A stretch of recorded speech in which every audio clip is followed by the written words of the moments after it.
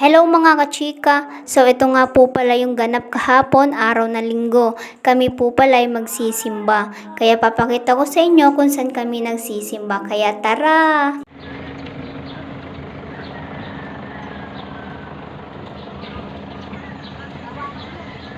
At eto mga kachika, nakababa na nga pala kami sa mga part na yan. Kung makikita nyo nandito pa lang po kami sa labas ng simbahan. Papasok pa lang kami pero nandito po kami ngayon sa parking area. Kung makikita nyo mga kachika, ang lawak ng parking area. Meron din po sa loob, pagpasok ng simbahan, meron din po dito mga parking area. So mga kachika, dito nga po pala kami nagsisimba sa Soldiers of Christ. Dito lang po yun sa Pulilan, Bulacan. Yan mga kachika, kung makikita nyo, napakaraming tao po dito ang nagsisimba. Puro po ito mga Katoliko.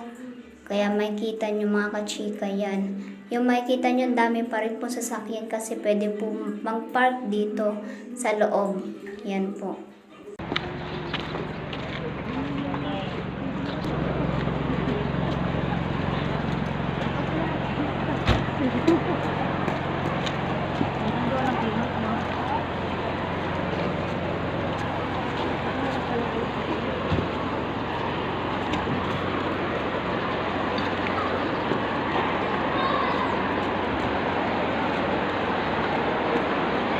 Maaga pa pala.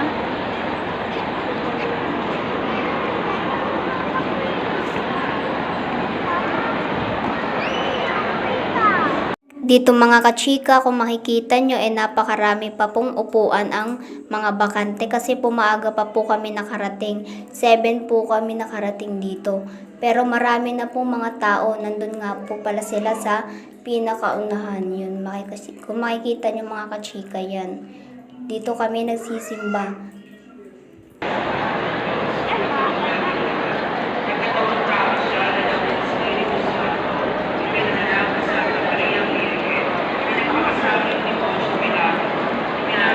Nandito na kami guys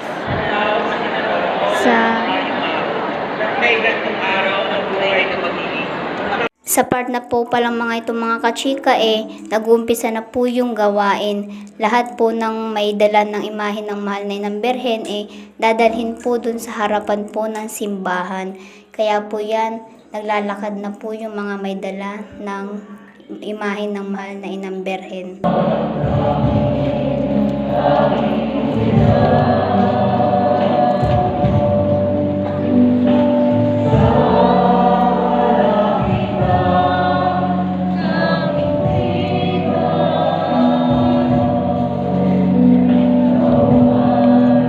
Mga kachika, sumasayaw nga rin po pala ang mga tao na pumupunta rito para po magpuri at umindak at sumayaw po sa Panginoon.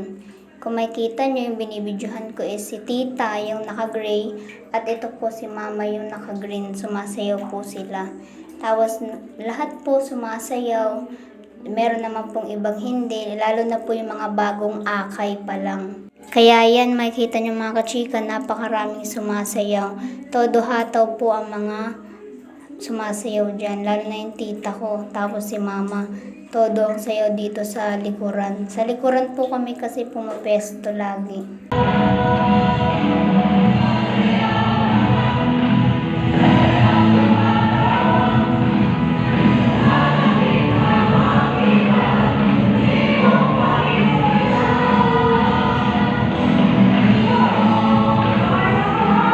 At ito mga kachika, sa mga part na to uuwi na po pala kami.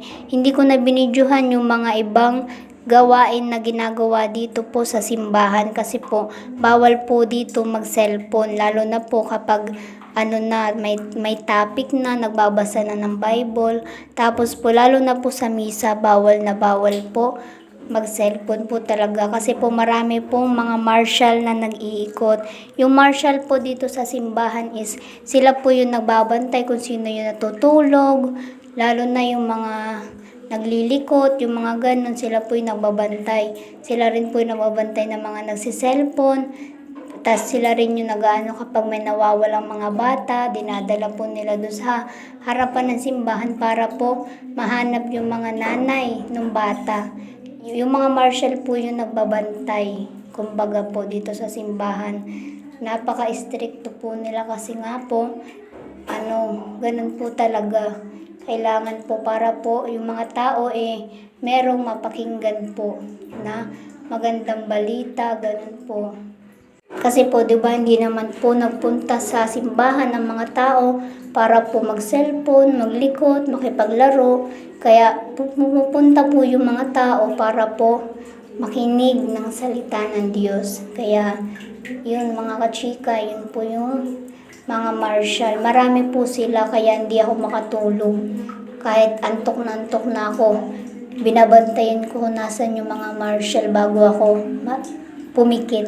Kasi kahit nakapikit ka, lalapitan ka nila sabihin bawal matulog. Pero inaantok na ako pero pinipigilan ko.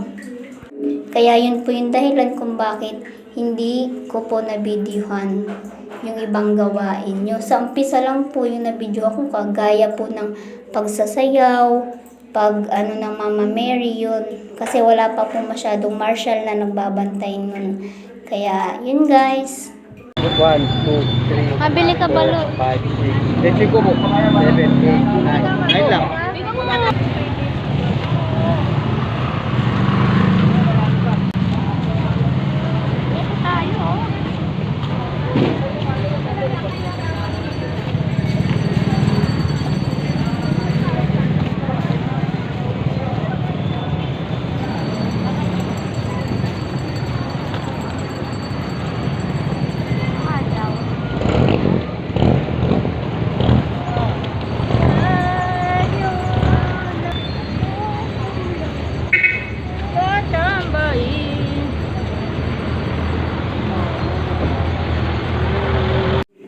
Mga kachika, minsan po kapag hindi po pala kami nakakapunta dito po sa Soldiers of Christ, nanonood po kami ng live lang.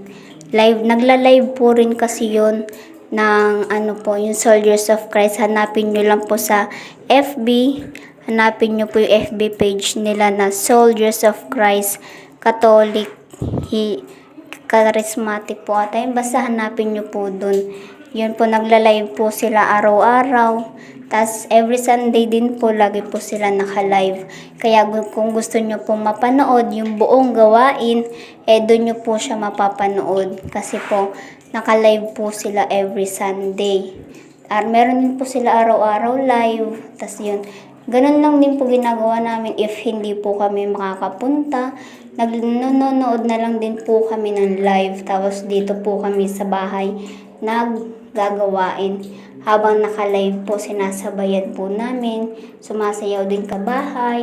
Kung ano po yung ginagawa namin, doon ginagawa rin po namin dito. Kaya kung gusto nyo po mapanood yun, mga kachika, yung buong gawain, doon nyo po mapapanood sa live ng Soldiers of Christ. Hanapin nyo na po yan mga kachika. So, yun lang for today's video. Don't forget to like, share, and subscribe.